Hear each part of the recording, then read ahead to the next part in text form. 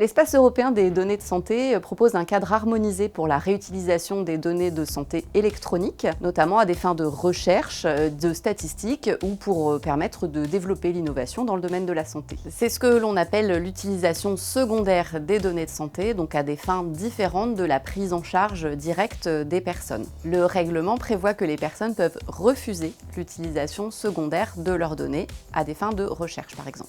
Ce droit de refus doit pouvoir s'exercer simplement, gratuitement et sans motif, et les États membres doivent prévoir des mécanismes simples pour exercer ce droit. Les personnes auront également le droit d'être informées de toute découverte significative concernant leur santé. Elles pourront également choisir de ne pas être informées de ces découvertes.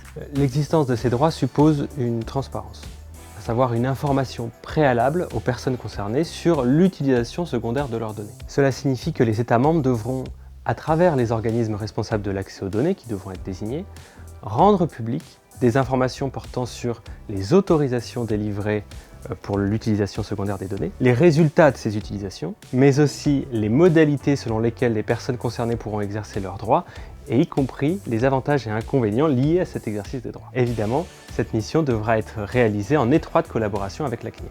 L'application de ce règlement relatif à l'espace européen des données de santé aux droits des personnes va nécessiter une adaptation de notre cadre législatif et réglementaire national. Par exemple, parce que le règlement laisse aux États membres certaines marges de manœuvre, notamment pour, par exemple, prévoir des garanties supplémentaires pour encadrer la réutilisation de certaines catégories de données particulièrement sensibles, ou encore parce que les États membres peuvent, pour des motifs d'intérêt public, écarter, sous certaines conditions, le droit de refus reconnu aux personnes concernées. Sur ces questions, nous avons interrogé un comité citoyen qui s'est réuni et qui a formulé un certain nombre de recommandations.